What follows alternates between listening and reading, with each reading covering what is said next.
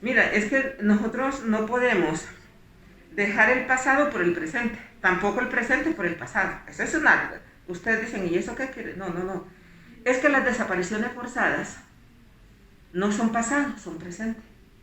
¿Por qué? Porque hay una política de Estado que enfrentamos desde sus orígenes, que era cometer la acción, cometer el crimen y el delito de lesa humanidad, los apátridas que estaban obedeciendo todo tipo de orden y ya después lo hacían uniformado. Entonces, ¿qué es lo que hay que hacer? Los desaparecidos los tenemos aquí, pero las violaciones de derechos humanos las tenemos acá. Y de nuevo nos enfrentamos con nuevas prácticas de desapariciones forzadas. O sea, el pasado no solo es presente porque no han resuelto el pasado, sino es porque están cometiendo los mismos delitos, y en este año que estamos concluyendo, tener un número, una cifra de 17 personas desaparecidas ya es un número escandaloso, sin respuesta.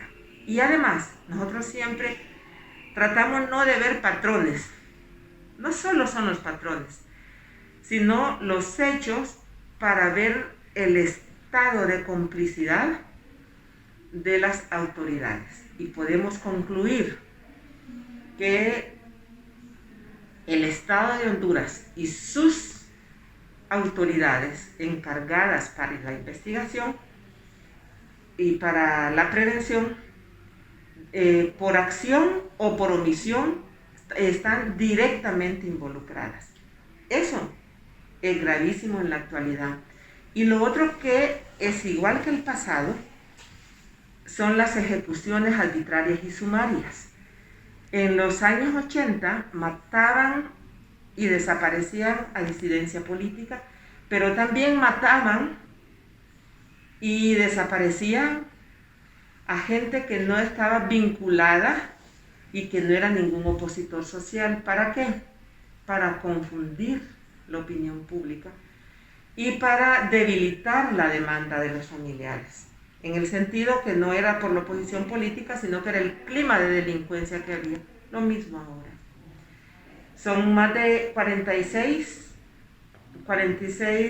masacres que se han generado en este año, y de esas 46 masacres no hay una tan sola masacre que haya sido investigada, y entonces están creando una zozobra que nosotros no quisiéramos pensar que los resultados de estos hechos de hoy van a ser igual que el pasado. Pero yo, al final de cuentas, digo, tenemos que contar que antes no se hablaba de derechos humanos. Y hoy sí estamos hablando de derechos humanos, no solo la ciudadanía y la sociedad se organizan con diferentes temáticas en temas de derechos humanos, sino el Estado mismo.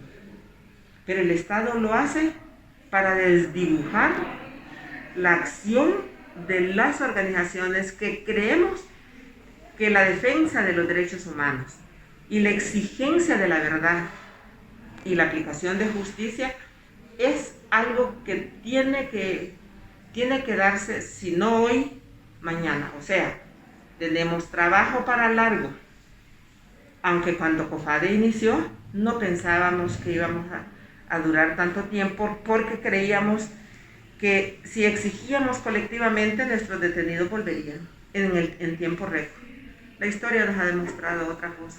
Pero lo cierto es que no los hemos olvidado, lo cierto que ellos son presentes, lo cierto es que les hemos ganado porque al sistema que diseñó la práctica, que diseñó este modelo de terror, no le queda más que agachar la cabeza, y en algunos casos que se sentencia, se condena al Estado de Honduras, admite, acepta y ya no puede decir que eran delincuentes o que ellos eran entre ellos mismos que se mataban y se hacían desaparecer. Mira, nosotros no podemos cerrar esta plática sin decirle y estar altamente agradecida con la humanidad por esas muestras de cariño, esas muestras de acompañamiento, esa línea de pensamiento que tienen con COFADE. No podemos. Y nos damos cuenta que el COFADE no es una organización que trabaja en aislamiento. Nos damos cuenta que logramos sin pretendernos, instalar en el corazón del pueblo y en el corazón del mundo, del continente. Ahorita que venían, fueron 3 llamadas de amigos que representan y amigas organizaciones internacionales de felicitación, de mensaje de cariño, de solidaridad con COFADE, con ustedes, pues, porque al final ustedes son COFADE, y con las familias, ¿no? Entonces eso te hace sentir a vos animada, saber que has caminado, y nuestro mensaje es que este año no compartimos con nadie porque no teníamos realmente ánimo, porque Honduras está desgarrada.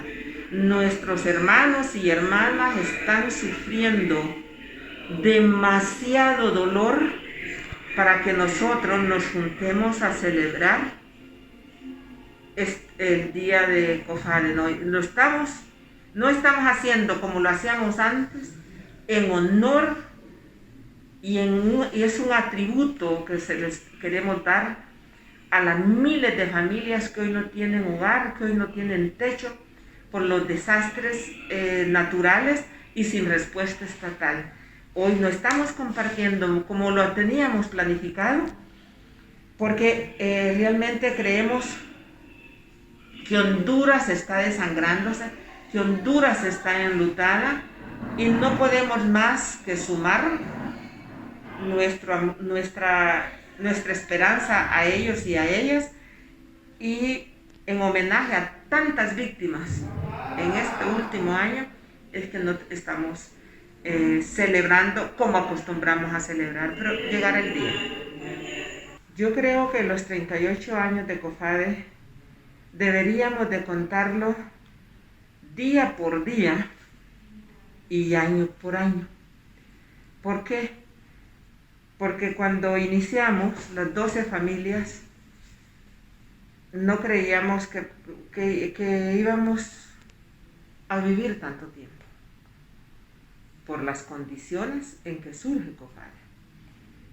En el 38 años, verlos así en la vida de una persona es poco, pero en la vida de una organización como es COFADE es tener inclusive arte para poder entender las diferentes dinámicas, los diferentes momentos, y además conocer cómo se está moviendo el sistema político. En el primer año nuestra agenda era cortísima, ¿no? Era vivos lo llevaron, vivos los queremos. Nosotros no hablábamos se lo llevaron, sino vivos lo llevaron, vivos los queremos. Ese fue como nuestro grito de entrada, de exigencia, de militancia y de permanencia.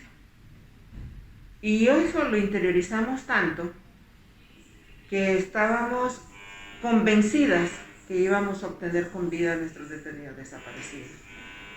No hicimos una organización ni creamos una organización para larga vida.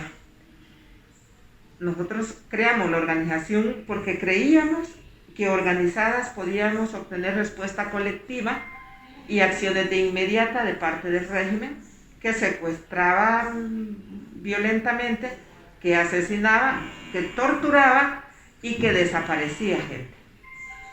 Y en el marco de las desapariciones forzadas es que caen nuestros compañeros, nuestros amigos, nuestros hijos, nuestros familiares. Entonces, como estábamos conscientes que ellos vendrían, era que no teníamos, digamos, un POA para decir, ¿cómo vamos a hablar nosotros de un POA?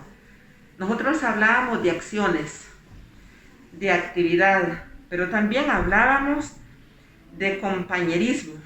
También no era indiferente el dolor de una madre, el dolor de una hermana o de una esposa, si se daba un caso, aparte de las 12 familias que iniciamos. Porque ya cuando iniciamos, o sea, cuando le dimos vida orgánica, que no es que antes no hacíamos actividades, sino que le dimos vida orgánica al COFADE, había muchas personas, muchos hogares que estaban viviendo la práctica de la desaparición forzada. Entonces, ¿qué hicimos? Hacer